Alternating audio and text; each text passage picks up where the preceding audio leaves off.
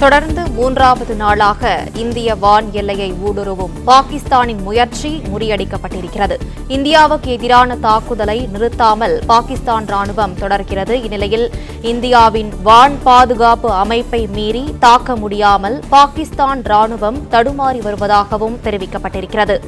இந்திய ராணுவமும் விமானப்படையும் இணைந்து பாகிஸ்தானின் முயற்சிகளை முறியடித்து வருகின்றன. விவரங்களை செய்தியாளர் சரவணன் தொடர்ந்து வழங்க கேட்கலாம். சரவணன், விவரங்களை தொடரலாம்.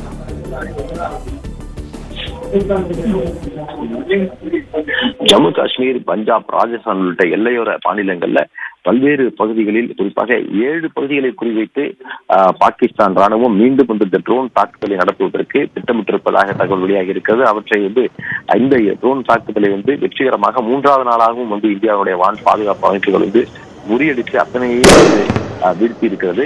மீண்டும் தாக்குதல் நடந்தால் அவற்றை முறியடிப்பதற்கான தயார் நிலையில் அனைத்து இடங்களிலும் வான் பாதுகாப்பு அமைப்பு என்பது தயார் நிலையில் செயல்படுத்தப்பட்டிருக்கிறது. இந்தியாவுடைய வான் பாதுகாப்பு அமைப்புகளான S-400, ஆகாஷ் உள்ளிட்ட வான் பாதுகாப்பு அமைப்புகள் மேற்கு எல்லைகளில் தொடர்ந்து நிலைநிறுத்தப்பட்டு அவை எதிர் தாக்குதலுக்கு தயாராகி வருகிறது. ஜம்மு காஷ்மீருடைய பல்வேறு பகுதிகள் முழுவதுமாக இருளில் மூழ்கி இருக்கிறது. குறிப்பாக ஜம்முவில் தற்பொழுது உமர் அப்துல்லா, அந்த மாநிலத்தினுடைய முதலமைச்சர் இருக்கிறார். அந்த காலையிலேயே அந்த பாதிக்கப்பட்ட பகுதிகள் எல்லாம் பார்த்து காயமடைந்தவர்களை மருத்துவமனையில் சென்று பார்த்துவிட்டு அங்கே எடுக்க வேண்டிய நடவடிக்கைகள் எல்லாம் அவர் துரிதப்படுத்தி அங்கேயே அவர் தங்கியிருந்த நிலையில் தான் அவர் தங்கியிருக்கக்கூடிய இடத்திற்கு அருகிலேயே இந்த குண்டு சத்தங்கள் கேட்பதாக அவர் சமூக வலைதளத்தில் பதிவிட்டிருக்கிறார். அநேகமாக இது பீரங்கி சத்தமாகத்தான் இருக்க வேண்டும் என்று அவர் குறிப்பிட்டிருக்கிறார். அது மட்டுமல்லாமல் தொடர்ந்து இந்த சைரன்கள் ஒழிக்கப்பட்டு வரக்கூடிய நிலையில் பொதுமக்கள் யாரும் வீட்டிலிருந்து வெளியில் வர வேண்டாம் என்றும் அவர் கேட்டுக் கொண்டிருக்கிறார்.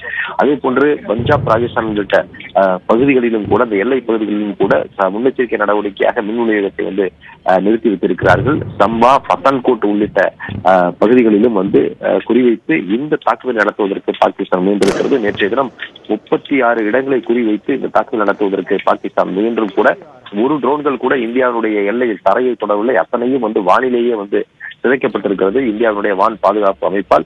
இது போன்ற நடவடிக்கை வெற்றிகரமாக இந்திய ராணுவம் மேற்கொண்டு வரக்கூடிய நிலையில்தான் மீண்டும் மீண்டும் தன் தோல்வியை ஒப்புக்கொள்ளாமல் மீண்டும் அவர்கள் இது போன்ற ஒரு தாக்குதல் முயற்சியை கையாண்டு வருகிறார்கள். பாகிஸ்தான் இரவானால் இது போன்ற ஒரு தாக்குதல் முயற்சியை நடத்துகிறார்கள். உலகத்திற்கு முன்பு தாங்களும் இந்தியாவை ஒரு தாக்குதல் நடத்துகிறோம் என்று காண்பிப்பதற்காக இது போன்ற ஒரு தாக்குதலை நடத்துகிறார்கள் என்றுதான் முன்னாள் ராணுவ வீரர்களால் அதை சுட்டிக்காட்டி கூறி வருகிறார்கள். இப்படியான ஒரு சூழலில் இது குறித்த அடுத்த கட்டமாக என்ன நடவடிக்கையை மேற்கொள்வது, பாகிஸ்தானுடைய இந்த அத்துமீறலுக்கு தீர்க்கமான ஒரு பதிலடியை கொடுக்க வேண்டும் என்றால் என்ன நடவடிக்கை எடுப்பது என்பது தொடர்பாக தொடர்ந்து பாதுகாப்புத்துறையினுடைய அமைச்சர் மற்றும் முப்படைகளினுடைய தளபதி, முப்படைகளினுடைய முன்னாள் தளபதிகளாக இருந்தவர்கள், முப்படைகளினுடைய தலைமை தளபதி ஆகியோர் எல்லாம் ஆலோசனை நடத்தி வருகிறார்கள். அவ்வப்போது பிரதமரிடமும் இந்த ஆலோசனை நடத்தப்பட்டு வருகிறது. இந்நிலையில் 2 மணி நேரத்திற்கு மேலாக ஒரு ஆலோசனை என்பது பிரதமர் தலைமையில் நடத்தப்பட்டு வருகிறது. அது முக்கியமாக தேசிய பாதுகாப்பு ஆலோசகர் அஜித் தோவல் இந்த ஆலோசனையில் பங்கேற்றிருக்கிறார். முக்கிய ஆலோசனைகள் அனைத்திலுமே அவர் இருந்து வரக்கூடிய நிலையில் தான் தொடர்ந்து இந்த பாகிஸ்தானுடைய தாக்குதலுக்கு எதிர் தாக்குதல் உரிய பதிலடி என்பது கொடுக்கப்பட்டு அவர்களுடைய அத்தனை முயற்சிகளும் முறியடிக்கப்பட்டு வருகிறது. 7 இடங்களை குறிவைத்து அவர்கள் அந்த தாக்குதல் முயற்சியை மேற்கொண்டிருக்கிறார்கள். ஜம்மு காஷ்மீரினுடைய எல்லை பகுதிகளான பல்வேறு இடங்கள்ல ஒரு பக்கம் பீரங்கி தாக்குதல் என்பது தொடர்ந்து நடத்தப்பட்டுதான் வருது. காலையிலிருந்து அது போன்ற தாக்குதல் இருக்கிறது. சம்பா, உரி, குப்வாரா உள்ளிட்ட பகுதிகளில் எல்லாம் இந்த தாக்குதல் நடத்தப்படுகிறது. அதே போன்று பத்தான்கோட் உள்ளிட்ட பகுதிகளிலும் கூட இந்த தாக்குதலை அவர்கள் நடத்தக்கூடிய நிலையில அதற்கு உரிய பதிலடியும் கொடுக்கப்பட்டு வருகிறது. மாலைக்கு பிறகு அவர்கள் இந்த ட்ரோன் தாக்குதலை தொடங்கி இருக்கிறார்கள். அந்த தாக்குதலுக்கு முற்றிலுமாக பாகிஸ்தானுடைய ட்ரோன்களை அழித்து நடவடிக்கையை மேற்கொண்டிருக்கிறார்கள். துருக்கி நாட்டிலிருந்து வரவழைக்கப்பட்ட அந்த ட்ரோன்களை கொண்டு இந்த தாக்குதலை பாகிஸ்தான் முயன்றிருக்கிறது. 36 இடங்களை குறிவைத்து நேற்றைய தினம் அவர்கள் இந்த தாக்குதலை தொடங்கினார்கள். ஆனால் அதற்கு பிறகு மீண்டும் அதற்கு வான்வழி தாக்குதல் மூலமாக இவற்றை முற்றிலுமாக முறியடித்திருக்கிறார்கள். 400க்கும் மேற்பட்ட இடங்கள்ல 400க்கும் மேற்பட்ட இந்த ட்ரோன்களை கொண்டு அவர்கள் தாக்குதலுக்கு முயன்றிருக்கிறார்கள். அத்தனையும் வீழ்த்தப்பட்டிருப்பதாக தெரிவித்திருக்கிறது. அதனுடைய உதிரி பாகங்கள் எல்லாம் ஆங்காங்கே கண்டெடுக்கப்பட்டு அவை எந்த நாட்டினுடைய ட்ரோன்கள் என்பதையும் விசாரித்து இன்றைய தினம் செய்தியாளர் சந்திப்பின் போது விமானப்படை, ராணுவ அதிகாரிகளும் அவற்றை குறித்து விளக்கினார்கள். துருக்கி நாட்டு ட்ரோன்களை பயன்படுத்தி இந்த தாக்குதலை அவர்கள் நடத்த முயன்றிருக்கிறார்கள் என்பதையும் தெரிவித்திருக்கிறார்கள்.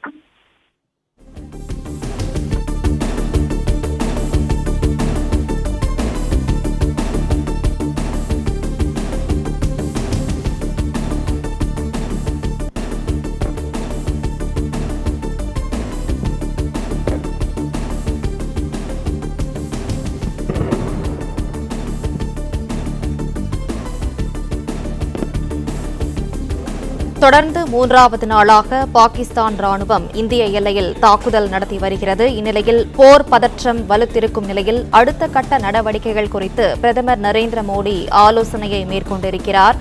தொடர்ந்து மூன்றாவது நாளாக பாகிஸ்தான் ராணுவம் அத்துமீறி தாக்குதல் நடத்தி வரும் நிலையில் இந்தியாவுக்கு எதிரான இந்த தாக்குதலை நிறுத்தாமல் பாகிஸ்தான் ராணுவம் மேற்கொண்டு வரும் நிலையில் வான் பாதுகாப்பு அமைப்பை மீறி தாக்க முடியாமல் பாகிஸ்தான் ராணுவமும் தடுமாறி வருகிறது. மேலும் இந்த நிலையில் பிரதமர் நரேந்திர மோடி 2 மணி நேரத்திற்கும் மேலாக ஆலோசனையை மேற்கொண்டிருக்கிறார். அடுத்த கட்ட நடவடிக்கைகள் குறித்து பிரதமர் நரேந்திர மோடி ஆலோசனையை மேற்கொண்டு வருகிறார். இந்த ஆலோசனைக் கூட்டத்தில் பாதுகாப்புத்துறை அமைச்சர் ராஜ்நாத் சிங், தேசிய பாதுகாப்பு ஆலோசகர் அஜித் தோவல் ஆகியோர் பங்கேற்று வருகின்றனர்.